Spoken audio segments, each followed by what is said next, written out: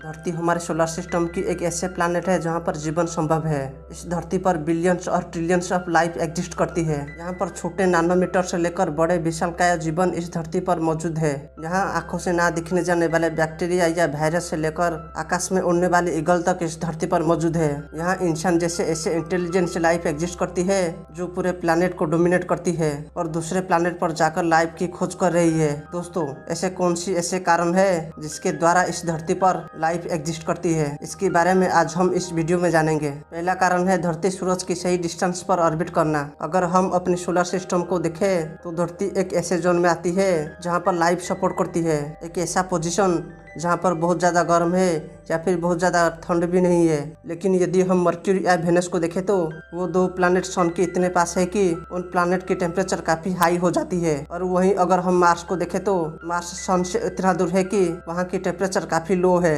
लेकिन धरती पर टेम्परेचर एवरेज रहती है, ना ही बहुत ज़्यादा गर्म और ना ही बहुत ज्यादा ठंड। दूसरा कारण है धरती का सही एटमॉस्फेयर। हमारे धरती के एटमॉस्फेयर में देखें तो यहाँ पर कार्बन, नाइट्रोजन और ऑक्सीजन जैसे जीवनदायिनी गैस सही अनुपात में है। अगर हम वेनस की बात करें तो यहाँ पर कार्बन डाइऑक्साइड 96% है। इतने कार्बन डाइऑक्साइड होने की वजह से यहाँ की टेम्परेचर 400 डिग्री सेल्सियस तक हो जाती है या फिर उससे भी ज्यादा हो जाती है। ऐसे परिस्थितियों में यहाँ पर जीवन संभव नहीं हो सकती। इतने टेम्परेचर में पानी वेपोराइज हो जाएगी। तीसरा सबसे बड़ा कारण है क्लाइमेट। दोस्तों, धरती की क्लाइमेट इतना ज्यादा स्टेबल है कि यहाँ पर जीवन संभव हो सकता है। ये इसलिए स्टेबल है क्योंकि ये सन से सही दूरी होने के कारण ये गोल्डीलोकी जोन में स्थित है। यहाँ पर टेम्परेचर की डिफरेंट ज्यादा नहीं रहता है। मतलब कि दिन के समय टेम्परेचर जितना रहता है, रात के समय टेम्परेचर 5 से 10 डिग्री ही कम रहती है। लेकिन यदि हम सोलर सिस्टम की दूसरी प्लैनेट को देखें तो वहाँ पर दिन और रात की टेम्परेचर में काफी अंतर देखने के लिए मिलता है। वेनस की बात करें तो यहाँ की दिन की टेम्परेचर 400 डिग्री सेल्सियस तक हो जाती है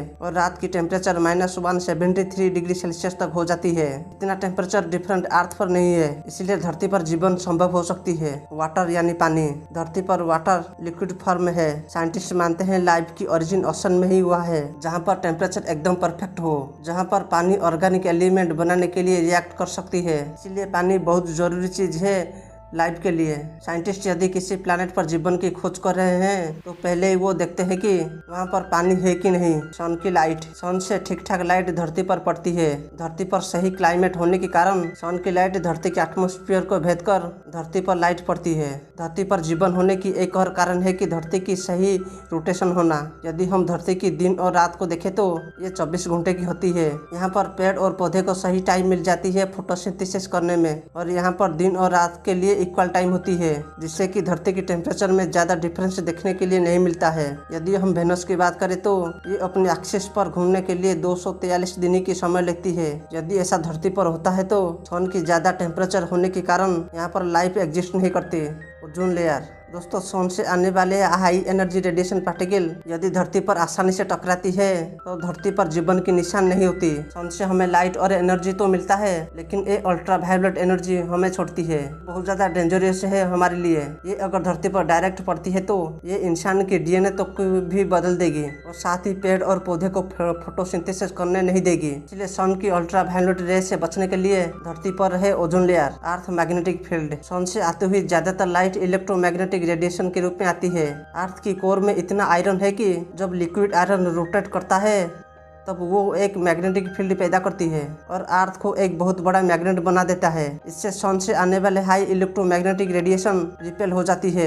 ये मैग्नेटिक फील्ड बहुत ज्यादा नहीं या फिर बहुत कम भी नहीं। अगर ज्यादा मैग्नेटिक फील्ड होगी तो तब धरती पर जीवन रहने लायक नहीं होगी। कम मैग्नेटिक फील्ड होने की वजह से सन से आने वाले कॉस्मिक रेडिएशन को धरती नहीं रोक पाएगी। जुपिटर जैसे गैस जायंट प्लैनेट। दोस्तों, जुपिटर जैसे गैस जायंट प्लैनेट हमारे सोलर सिस्टम में रहने के कारण धरती पर आने वाले खतरा को वो टाल देती है। जुपिटर धरती के पास होने के कारण वुड क्लाउड में आने वाले विशालकाय कॉमेट को वो अपने अंदर खींच लेती है। जुपिटर अपने ग्रेविटेशनल पुल के कारण हमेशा धरती को बचाती आ रही है। धरती के पास विशाल मून होने के कारण धरती पर जीवन संभव हो सका है। हमारे मून की सही पोजीशन और सही रेशियो डिस्टेंस होने की वजह से मून धरती को 23.5 डिग्री एक्सेस में झुकाकर रोटेट करती है। मून के द्वारा लगाई गई सही ग्रेविटेशनल पुल की वजह से धरती अपने एक्सिस पर स्टेबल होकर सही स्पीड से घूमती है। जैसे कि मंगल पर छोटे मून होने की वजह से मंगल अपने एक्सेस पर स्टेबल नहीं रहता।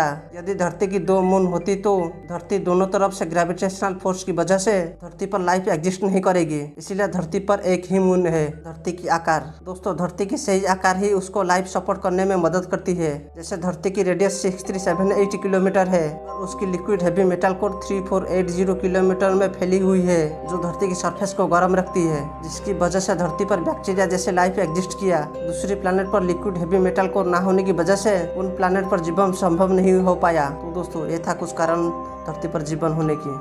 वीडियो अच्छा लगा तो लाइक करना और चैनल को सब्सक्राइब भी कर देना।